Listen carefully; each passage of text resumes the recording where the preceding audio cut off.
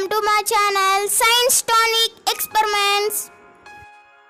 ఈ వీడియో నందు ఉష్ణము పాఠ్యాంశంలో గల విశిష్టోష్ణం గురించి తెలుసుకుందాము. ఈ వీడియోలో విశిష్టోష్ణం ఆధారపడే అంశాలు Q=ms ∆T సమీకరణ ఉత్పాదన, విశిష్టోష్ణం అనువర్తనాల గురించి తెలుసుకుందాము. విశిష్టోష్ణము ఏకాంక ద్రవ్యరాశి గల పదార్థ ఉష్ణోగ్రతను 1 డిగ్రీ సెంటీగ్రేడ్ పెంచడానికి కావలసిన ఉష్ణాన్ని ఆ పదార్థ విశిష్టోష్ణము అంటారు. విశిష్టోష్ణము పదార్థ స్వభావము, పదార్థ ద్రవ్యరాశి మీద, ఉష్ణోగ్రత మీద ఆధారపడి ఉంటుంది.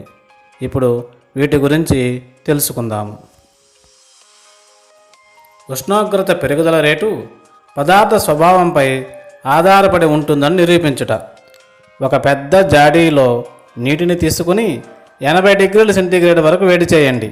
ఒకే పరిమాణం గల 2 పరీక్ష నాళికలను తీసుకుని ఒకదానిలో 50 గ్రాముల నీటిని, రెండవ దానిలో 50 గ్రాముల నూనెను పోయండి. వాటికి ఒంటె రంధ్రం గల రబ్బరు బిరడాలను బిగించండి. బిరడాలకు గల రంధ్రాల గుండా 2 థర్మామీటర్లను పరీక్ష నాళికలో అమర్చాలి. ప్రతి 2 నిమిషములకు ఒకసారి థర్మామీటర్ రీడింగ్లను పరిశీలించి నమోదు చేసుకోవాలి. ఏ పరీక్ష నాళికలో ఉష్ణోగ్రత త్వరగా పెరిగినది?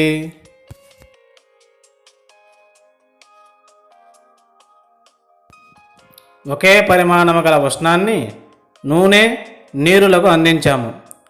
2 పరీక్ష నాళికలను ఒకే ఉష్ణోగ్రత గల నీటిలో సమాన కాల వ్యవధుల పాటు ఉంచాము. కాబట్టి నీరు, నూనెలకు ఒకే పరిమాణం గల ఉష్ణం సమకూర్చడం జరిగినది. అయితే నూనె ఉష్ణోగ్రత పెరుగుదల రేటు నీటి ఉష్ణోగ్రత పెరుగుదల రేటు కంటే ఎక్కువగా ఉండడం మనం గమనించవచ్చు. ఈ ప్రయోగం నుండి ఉష్ణోగ్రత పెరుగుదల రేటు పదార్థ స్వభావంపై ఆధారపడి ఉంటుందని చెప్పవచ్చు. ఉష్ణము, ద్రవ్యరాశి మధ్య గల సంబంధమును పరిశీలించుట. Q=m. 2 సమాన ఘనపరిమాణం గల బేకర్లు తీసుకుని మొదటి దానిలో 250 గ్రాముల నీరు, రెండవ దానిలో 1 కేజీ నీరు తీసుకుని వాటి తొలి ఉష్ణోగ్రత T 30 డిగ్రీల సెంటీగ్రేడ్గా నమోదు చేయాలి.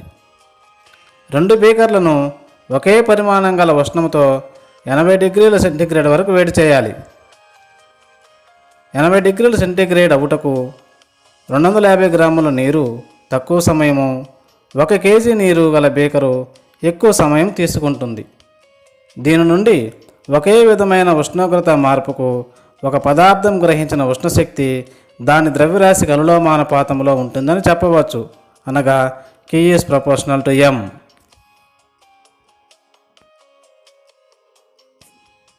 ఉష్ణోగ్రత వృద్ధికి ఉష్ణమునకు మధ్య గల సంబంధాన్ని పరిశీలిద్దాం. సమాన ఘనపరిమాణం గల 2 బేకర్లను తీసుకుని రెండింటి నందు 500 గ్రాముల నీటిని తీసుకుని దాని తొలి ఉష్ణోగ్రతను నమోదు చేయాలి. దాని తొలి ఉష్ణోగ్రత T 30 డిగ్రీల సెంటీగ్రేడ్ అనుకుందాము. మొదటి బీకర్ను తక్కువ ఉష్ణముతో, రెండవ బీకర్ను అధిక ఉష్ణముతో వేడి చేయాలి. 5 నిమిషముల తర్వాత ఉష్ణోగ్రతను పరిశీలించాలి. మొదటి బీకరు 50 డిగ్రీల సెంటీగ్రేడ్ వరకు, రెండవ బీకరు 80 డిగ్రీల సెంటీగ్రేడ్ వరకు పెరిగినది అనుకుందాము.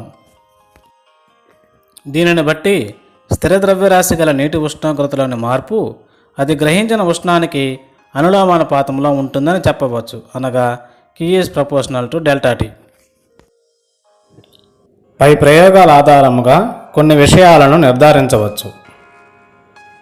Q=m, Q=ΔT, Q=m∆T from this Q=ms ∆T.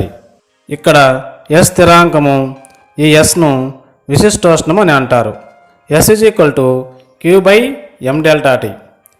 విశిష్టోష్ణమునకు CGS పద్ధతిలో ప్రమాణము calorie for gram centigrade, SI పద్ధతిలో ప్రమాణము జౌల్ ఫర్ కేజీ కెల్విన్. పక్కనున్న పట్టికను పరిశీలించండి. ఈ పట్టిక పదార్థము, దాని యొక్క విశిష్టోష్ణం విలువలను తెలుపుతుంది. ఈ పట్టిక నుండి సీసమునకు అల్ప విశిష్టోష్ణము, నీరుకు అధిక విశిష్టోష్ణం ఉంటుందని చెప్పవచ్చు. నీరు యొక్క విశిష్టోష్ణం విలువ 1 calorie for gram degree centigrade, లేదా 4180 జౌల్ ఫర్ కేజీ కెల్విన్ అని చెప్పవచ్చు. దీని నుండి ఉష్ణోగ్రతలోని పెరుగుదల పదార్థ స్వభావంపై ఆధారపడి ఉంటుందని చెప్పవచ్చు. కావున ఒక పదార్థం యొక్క విశిష్టోష్ణము ఆ పదార్థ స్వభావంపై ఆధారపడుతుంది. ఒకే పరిమాణంలో ఉష్ణాన్ని అందించినప్పటికీ పదార్థం యొక్క విశిష్టోష్ణ విలువ ఎక్కువగా ఉంటే దాని ఉష్ణోగ్రత పెరుగుదల రేటు తక్కువగా ఉంటుందని చెప్పవచ్చు.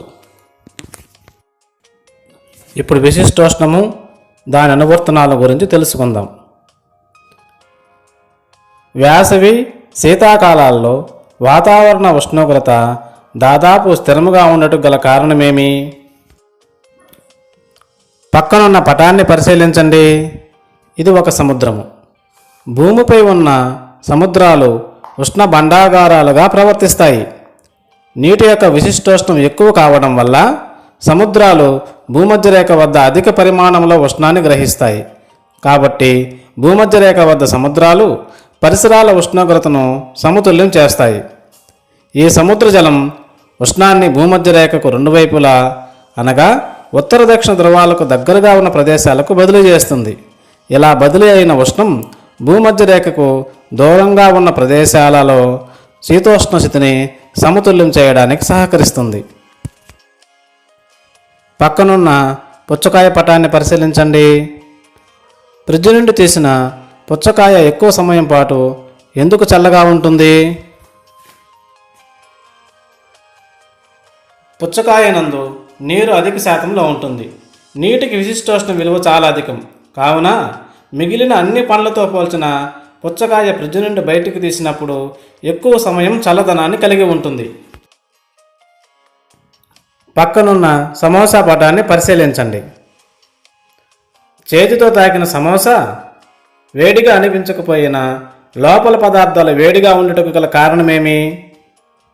సమోసాలో ఉన్న పదార్థాలకు అనగా ఉల్లిపాయలు, బంగాళాదుంపలు వీటి నందు నీరు అధిక శాతంలో ఉండడం వల్ల నీటికి విశిష్టోష్ణ విలువ ఎక్కువ. అందువల్ల అవి ఎక్కువ సమయం పాటు వేడిగా ఉంటాయి.